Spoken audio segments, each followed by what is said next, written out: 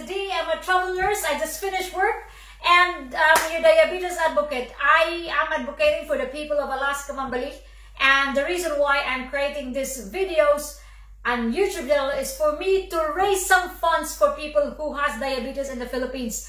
I am not yet like achieving my quota yet. Please support me and please subscribe so that we can monetize these videos that we have.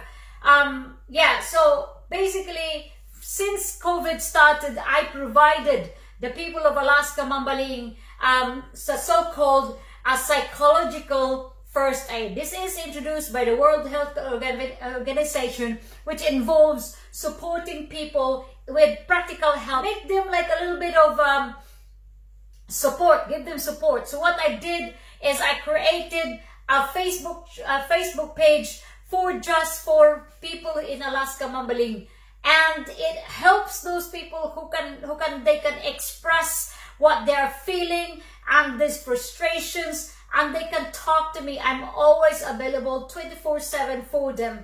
And also I realized I'm to get involved with it because I now realize that the children of Alaska Mambaling is now suffering, not just like because of the education, and also because their parents are not earning money.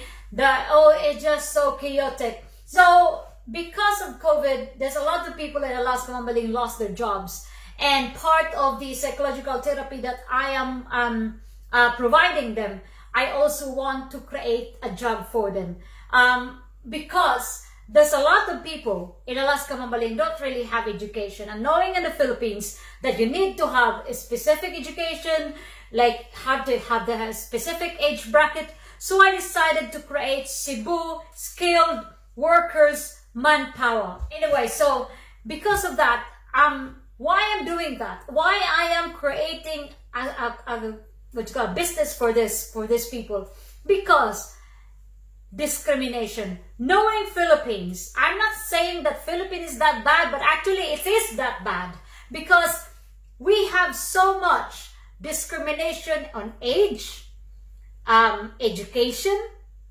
where you live, and all that. So what I'm saying to myself, you know what? Since I cannot feed the children yet because there's no face-to-face classes yet, so I cannot start my feeding program for the elementary school. I did plan to have a study hub, but I decided not to, because of course I need to speak to the Kapitan, which is the leader of the community, which is so vile. He told one of our mothers to say like, because you cannot get the government subsidy, you can stand in San Jose, which is a place where there's a lot of people gonna prostitute themselves down there. This basically the community leaders suggested to the mother who was desperate to earn some money to say, prostitute yourself. And because of that, I cannot speak to that person. He is nasty. That's the reason why I decided, you know what, I know the kids will suffer, because I was planning to apply for an internet cafe in our house. That I have a plan about that, but I decided to not pursue it because of just that one reason.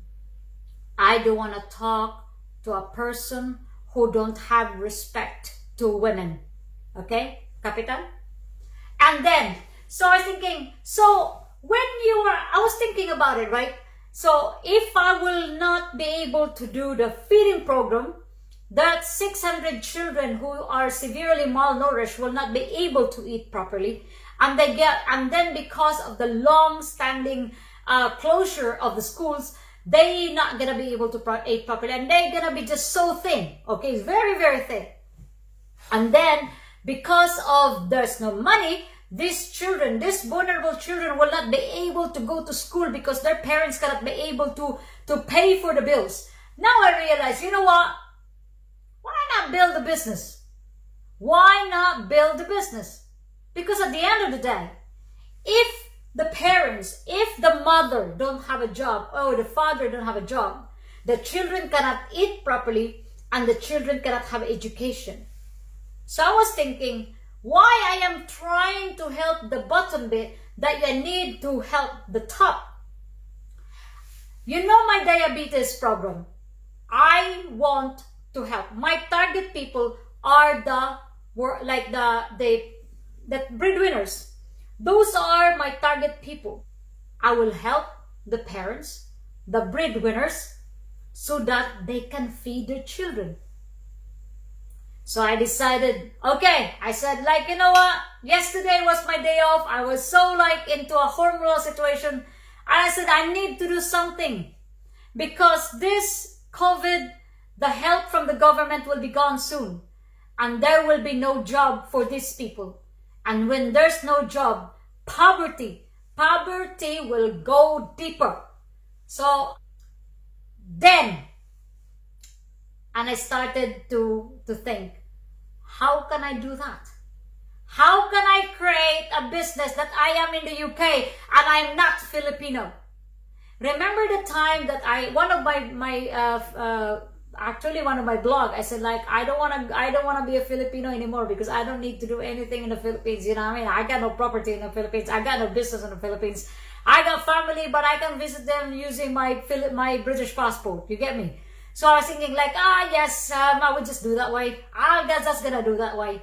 No, I need to be Filipino to own a business in the Philippines. But I can use my brother. Yes, I can say like, Brad, can you be my partner? Can you be my Filipino counterpart? And I'll be your British, your foreigner counterpart. And we can create a business as a partnership. But I was thinking, that's not very personal. You know, that's not very, I want to be there for the people in Alaska Mambaling because I love them. I want to be there to make sure that they are looked after. My brother can look after them, but my brother don't really have much yet of a business knowledge and how to deal with this kind of stuff. She got a background of administration background, but dealing with the business itself, he don't have an experience yet, but I have. So I was thinking, you know what? I think I'm gonna go back Filipino. Boop, boop. Yes, I'm gonna apply for my Filipino nationality back again.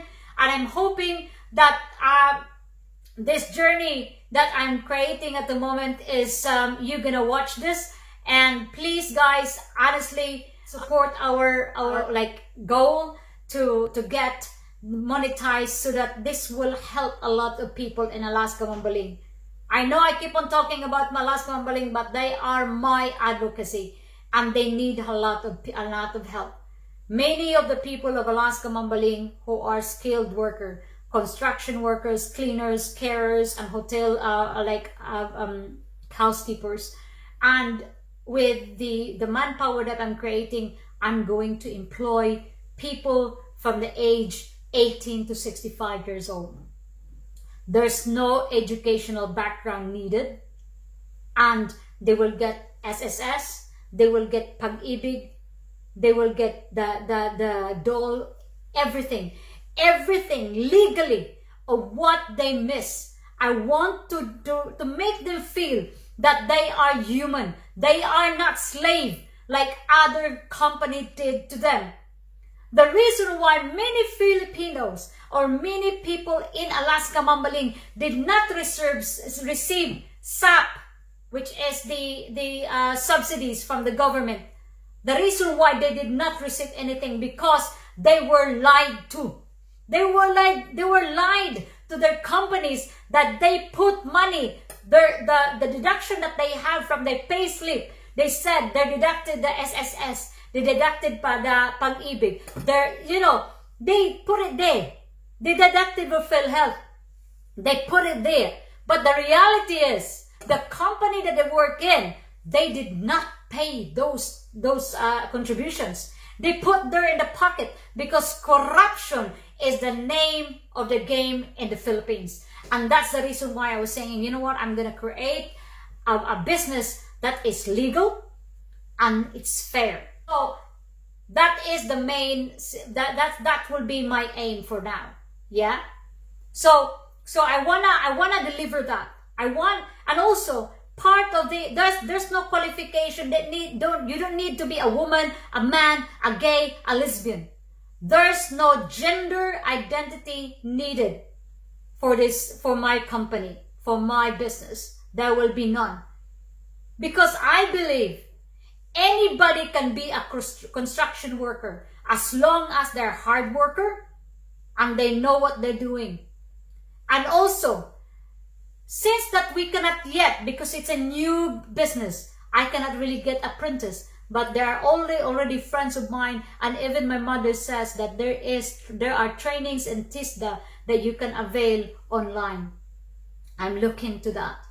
But for now, one step at a time.